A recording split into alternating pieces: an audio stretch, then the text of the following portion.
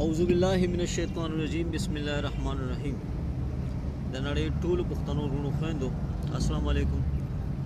مونږه نن د دې یو ورځني علامتي د لوګي د احتجاج راغونډ کړو.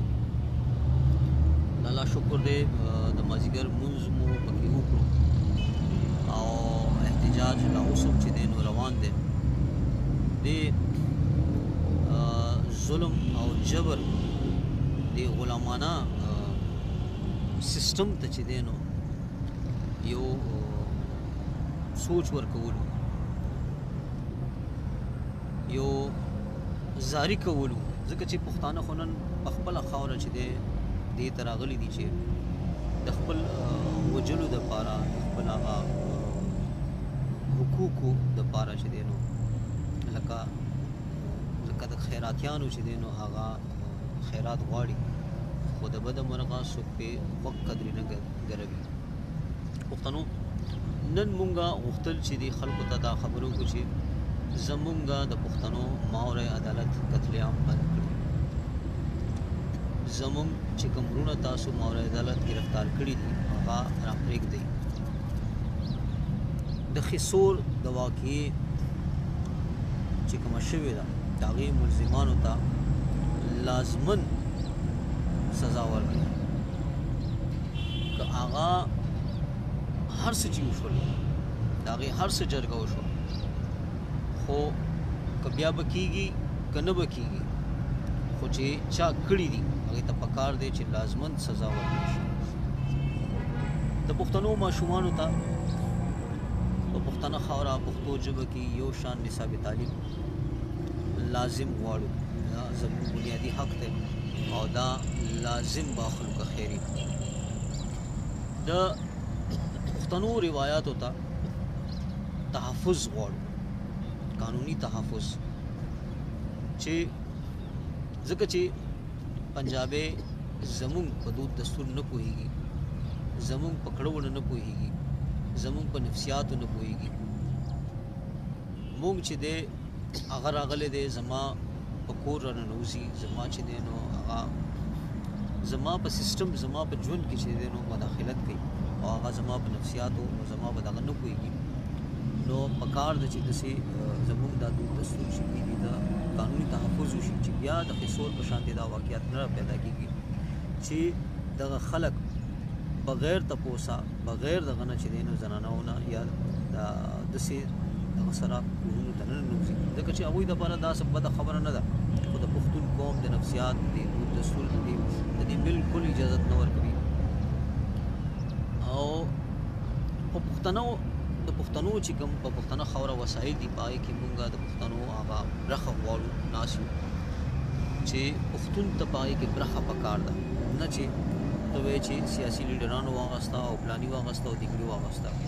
د هغه وسایلو په ګټه کې پښتنو ته تعلیم مفت کوي، په هغې کې بجلۍ کې ورته اسانیان ورکوي چې دلته کې چې دی نو یو خو نوی کل چې دی هغه تعلیم پوهې طرف ته لاړ شي. دویم چې دی نو زمونږ دا په خاوره باندې که بجلي ارزانه شوه نو کارخانې به ولګي، زمونږ دغه به زیات شي، آمدني به د پښتنو زیاته شي، روزګار به زیات شي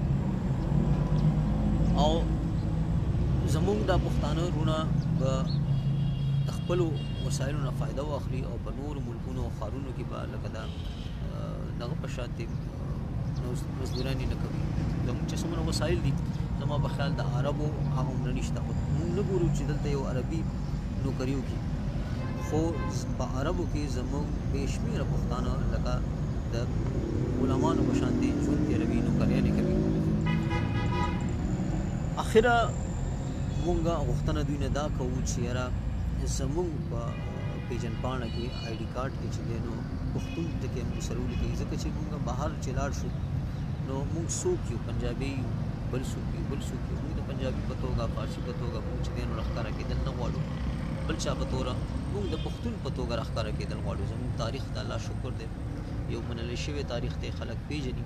نو که زمونږ په آی ډي کارډ کې پښتون لازم ولیکلی شي دا به زموږ دغه دپاره ډېره اهمه خبره وي او انشاءالله چې نن خو دا یو ورځنی علامتي احتجاج و د ولږې که چېرته ژوند و نو انشاءالله چې مونږ به د دې نه هم غټ غټ ګامونه اخلو او ورو ورو به احتجاج چل زده کوو ورو ورو به چې دی نو د دې خلکو نه د خپل حق غوښتو چل زده کوو. پښتنو دا خاوره په دې خاوره زموږ مشرانو حکومتونه کړي دي. نن مونږه دې حد ته راغلي یو چې مونږه د دې خلکو په مخ کې د خپل حق دپاره د خپل عزت دپاره د خپل ژوند دپاره چغې سورې وباسو، خیرات کې غواړو، خو دا خلک وق قدرې نه کوي. وجه څه ده؟ وجه دا ده چې په مونږ کې د زړونو تړونې له منځه وړی دی، زموږ اتفاق یې له منځه وړی دی. دې ته وګورئ پښتنو، د یو بل ملاتړ شئ، د یو بل سره ملګرتیا وکړئ.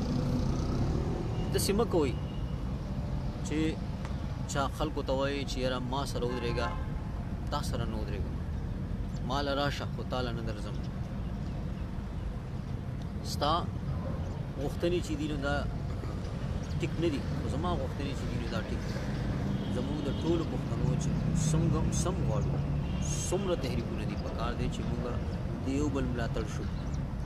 نو مونږ ډاکټر خان تحریک چې دی انشاءالله د هر تحریک ملاتړ کوو، د هر تحریک ملاتړ به کوو که خیر، خو نور تحریکونو او نورو خلکو ته هم پکار دی چې د ډاکټر خان تحریک ملګرتیا وکړي، د نورو تحریکونو سره هم ملګرتیا وکړي. زموږ غوښتنې ډېرې یو شان دي، خو په خپله ژبه کې زده کړه بنیادي حق دی چې د دې لپاره پکار دی چې نور تحریکونه هم ورسره د خپلو دغه سره اواز پورته کړي، ځکه چې دا د دې سره زمونږ پوهه او زموږ بیله پېژنګلو تړلې ده. که چېرته مونږ د خپله بیله پېژنګلو او پوهه حاصل کړه نو مونږ ډېر څه چې دی نو هغه حاصلولی شو. الله مو تل ښه او خوشحاله اوسئ. الله